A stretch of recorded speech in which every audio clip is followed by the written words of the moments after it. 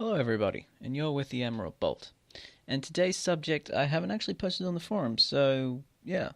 But I wanted to dive a little bit deeper into the series itself. Not specifically MLP FIM, but what draws you in after you've initially seen it. Now, there are fans of the series who sit and watch and that's it. They look forward to the next episode, they enjoy the story as a story, but there's a lot more of us who go past this category. There's a lot of us in the second category, which is people who take the context of the universe and the lore and push its boundaries to make it even better than what it is. I mean, one of the greatest examples, considering it's just come out, is Fallout. Now, somebody took the clever idea of putting equestrian ponies in a Fallout universe to create Fallout Equestria, which is a brilliant design concept. It's fantastic. It works really, really well. The two universes seem to knit together just somewhat seamlessly. Nevertheless, today's subject is on what I call the grey area. Now, before you as you continue listening, I may get a bit deep and a bit confusing. Please forgive me if that occurs. I'm just venting a little bit here, but it can get a bit deep. This now, there are three types of shows. Everything you watch on television, it's a series. You can split into three categories: no gray area, and too much gray area.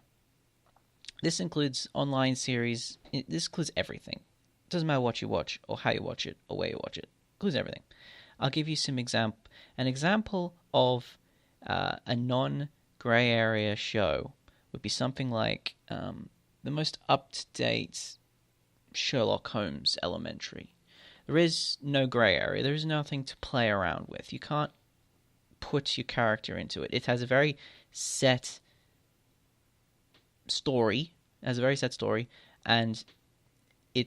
there's no gray area, but it's great. It's fine.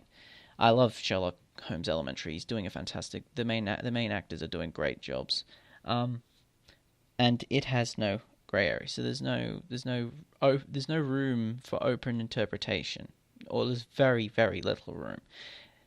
And there's plenty of other shows, both semi-real or filmed in real life, and there's plenty of shows that are animated and cartoon that also have almost no gray area. But then we go on to second category, which is what MLP fits in, which is the gray area. Now, a lot of shows have gray areas.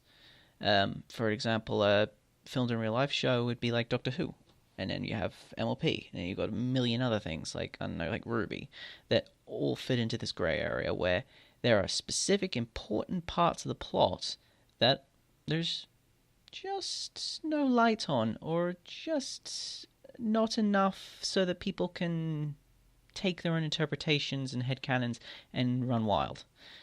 For example, a great example within MLP would be where Luna and Celestia came from. The origins of Luna and Celestia within the series are a complete mystery. Canon answers do not exist around this subject. They just came to be, and they ruled Equestria for 1,000 years. Well, Luna hasn't, but Celestia has. But nevertheless,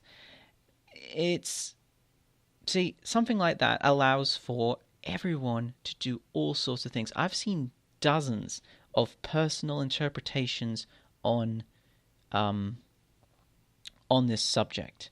In fact, I've got one running in the background right now, and it's called Fall of the Crystal Empire, which, although it's not specifically about the creation of Luna and Celestia, it's a possible pretext to how Luna fell to become Nightmare Knight, which is it's a brilliant thing. I'm just going to keep leaving us running because it's freaking brilliant. I love it.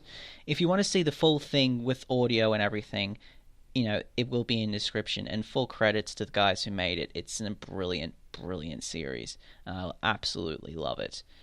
Well, it's a brilliant explanation, a great headcanon dive into how the Crystal Empire disappeared, and an opening to how Luna fell to become Nightmare Knight. These are just some examples of the gray zone. This place that allows people to imprint themselves into a universe, which is great. Now, I'm moving on to the last category, which is too much gray zone. Too much gray zone is it's not a good thing. Shows and series that fit within category 3, too much gray zone, honestly haven't been done thoroughly enough. The creators haven't put enough detail into the universe. There's too much room for interpretation. Far too much. Because if there's too much room for interpretation, people are never on the same wavelength, because everything's open to interpretation and everyone's different, so no one sees eye to eye. It can ruin a series if there's too much grey area. I can't actually think of a series that fits within category 3 at the time I'm saying this, but I have no doubt, for those out there listening, you probably know a show or a series where there really is too much room for interpretation, which has made it worse than what it could have potentially have been. Now, I guess after explaining those categories and so on, what do you think, guys?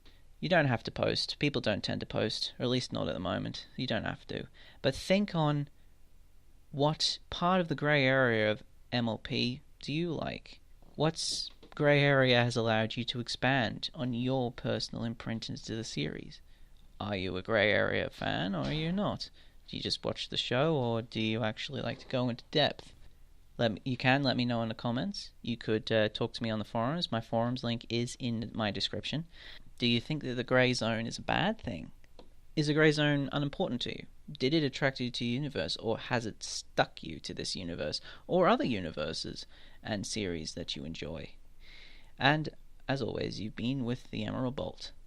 If you'd like to see more, please check out my channel page, blah blah blah, subscribe, comment, like, all that crap. And I'll see you guys next time. I'll see you